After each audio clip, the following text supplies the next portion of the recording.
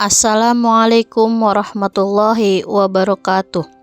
Perkenalkan, saya Eva Yuliana, dosen Prodi Pendidikan Biologi Universitas Wiralodra. Pada kesempatan kali ini, kita akan membahas tentang siklus nitrogen. Di alam kita yang luas ini, tanpa kita sadari banyak terjadi sebuah siklus atau proses yang terjadi. Salah satunya yaitu siklus nitrogen. Nitrogen merupakan unsur kimia yang berada pada tabel periodik, mempunyai lambang N dan nomor atom 7. Pada kesempatan kali ini, kita akan bahas mengenai sebuah siklus nitrogen secara detail dan rinci. Mari kita perhatikan tanaman di sekitar kita. Jika kita perhatikan, ada tanaman yang daunnya menguning, kering, bahkan mati. Kira-kira apa yang menyebabkan hal tersebut?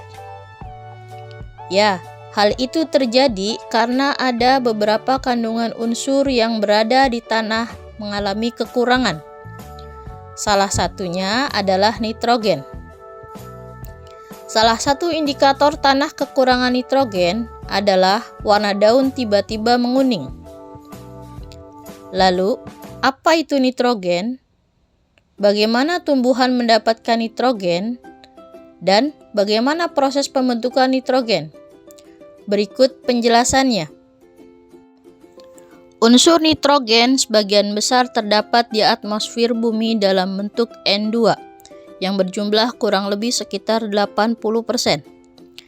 Nitrogen berada di alam dalam bentuk gas N2.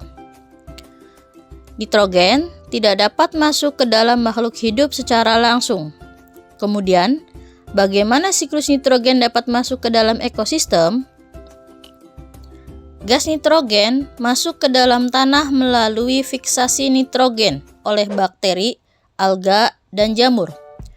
Fiksasi nitrogen dapat dilakukan oleh bakteri fiksasi nitrogen yang terdapat di bintil-bintil akar kacang polong-polongan. Salah satu bakteri tersebut adalah Rhizobium. Hasil fiksasi nitrogen digunakan untuk metabolisme tanaman. Pengikatan nitrogen secara langsung oleh bakteri yang ada di dalam tanah yaitu Azotobacter yang bersifat aerob dan Clostridium yang bersifat anaerob. Penguraian ini mengubah nitrogen menjadi amoniak. Proses ini disebut amonifikasi. Amoniak akan dinitrifikasi oleh bakteri nitrit, yaitu Nitrosomonas dan Nitrosococcus, sehingga dihasilkan nitrit. Amoniak selanjutnya akan mengalami proses nitrifikasi oleh bakteri nitrit, yaitu Nitrosomonas dan Nitrosococcus, dan menghasilkan nitrit.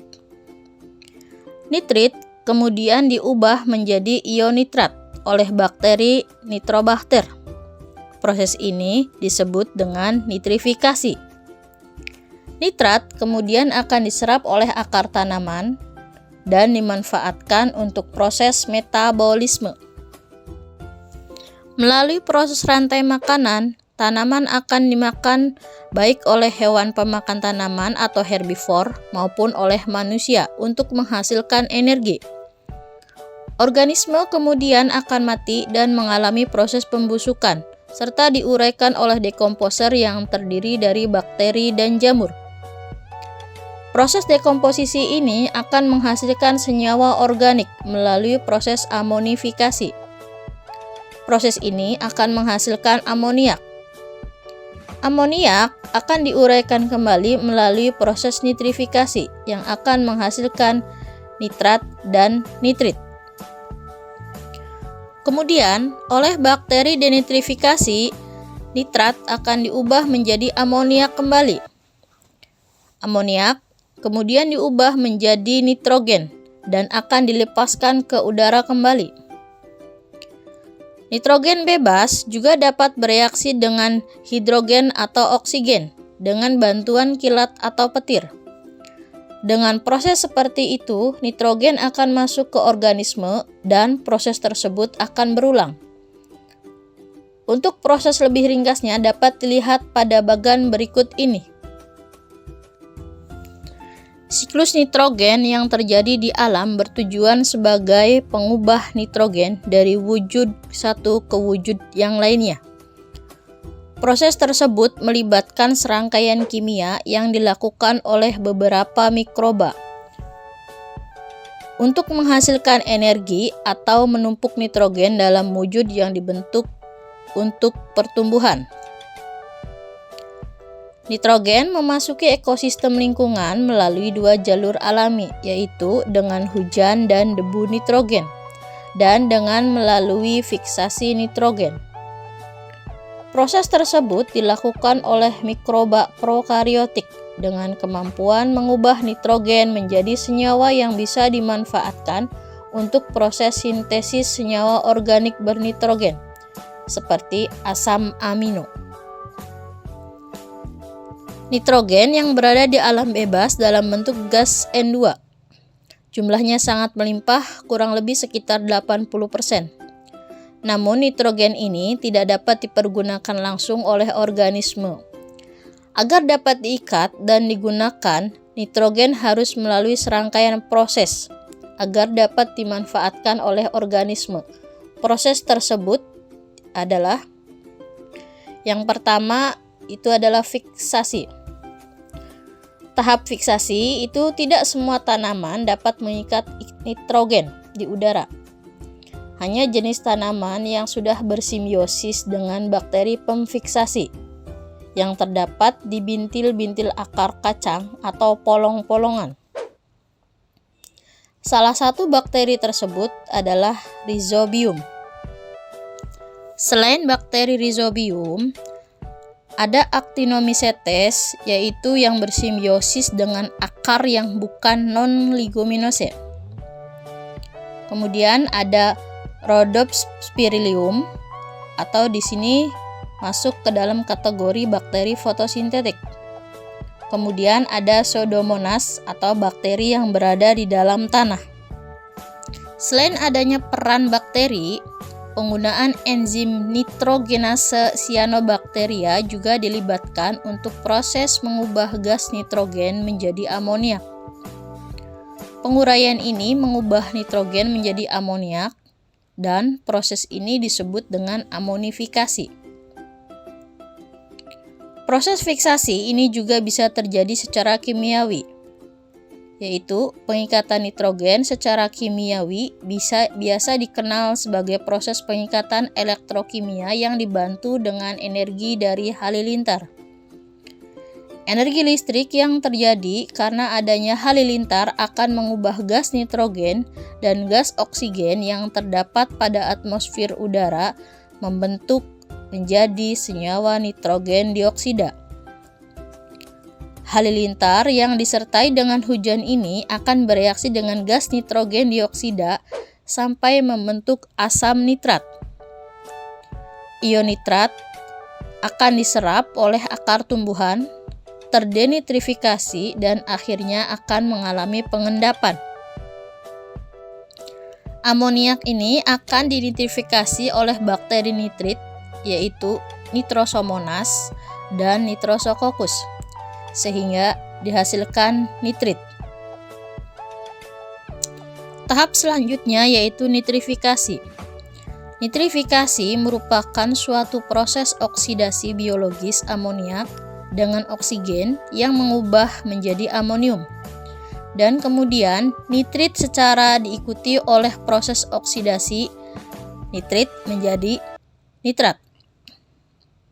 Degradasi asam amino yang berubah menjadi nitrit itulah yang dikenal dengan nitrifikasi. Proses tersebut menjadi faktor penting dalam siklus unsur hara tanah. Prosesnya juga akan dilakukan oleh beberapa bakteri autotrof dan bakteri amoniak pengoksidasi seperti amonia oksidasi.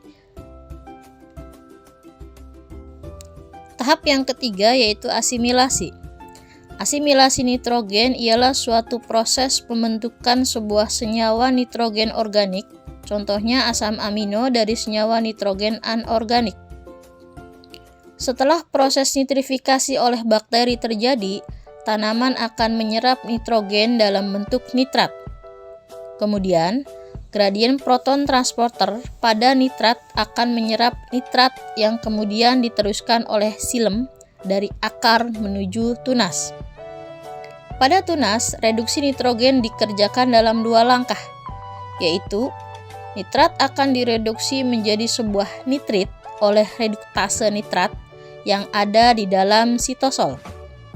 Sedangkan nitrit pada kloroplas akan direduksi oleh reduktasi nitrit menjadi amoniak. Tahap yang keempat yaitu amonifikasi. Tahapan amonifikasi merupakan tahapan siklus nitrogen, di mana sisa-sisa tanaman dan limbah yang sudah mati, contohnya organisme yang lain, dan menghasilkan amoniak disebut amonifikasi. Mikroorganisme yang ada di dalam tanah tadi akan menguraikan bahan organik yang telah mati agar bisa dijadikan sebuah energi dan bisa menghasilkan amoniak, serta senyawa dasar lain sebagai produk sampingan. Amoniak dalam tanah tadi akan bertahan dalam wujud ion amonium. Tahap yang kelima yaitu denitrifikasi.